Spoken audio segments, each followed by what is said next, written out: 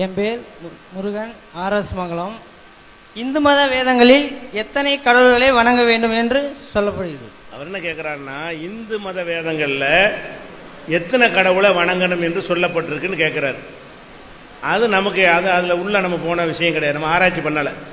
இஸ்லாத்தில் உள்ளது கேட்டீங்கன்னா சொல்லுவேன். இந்து மதத்தில் எத்தனை கடவுள்னா யார்கிட்ட கேட்கணும்? அது நிறைய வச்சிருக்காங்க. நம்ம தெரிஞ்ச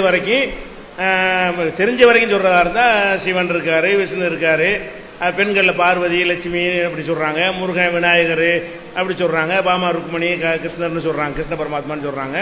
இப்படியாக சில பேர் நமக்கு தெரியும்.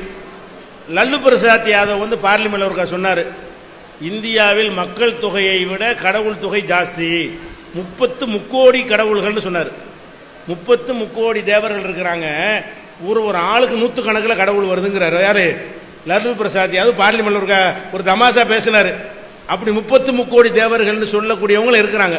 அப்போ அதுக்கு நமக்கு அது இந்து மதத்தில் ஈடுபாடு உள்ளவங்கள்ட்ட நீ கேட்டீங்கன்னா சொல்லுவாங்க, எப்படிங்க எத்தனை கடவுள், நம்ம எதை வணங்குறது. நான் மேலோட்டமாக உள்ள இந்த உள்ளதான் சொல்ல முடியும். இஸ்லாத்தில் ஒரே ஒரு கடவுள் தான். எவர் அனைத்தையும் படைத்தாலும் அவர் கடவுள், அதுதான் இருக்கே தவிர பிற மதங்களில் எத்தனை கடவுள் இருக்குன்னு கேட்டால் அதை அவ்வளோ டீப்பாக நான் சொல்லி தப்பானதாக போயிடக்கூடாது. அப்போ நீ வேற ஒரு ஆதாரத்தை கொண்டு காட்டி இந்த இருக்கு நீ தப்பாக சொல்லிட்டேன்னா எனக்கு பதில் சொல்ல முடியாது. அதனால நீங்கள் அங்கே தான் கேட்டுக்கணும்.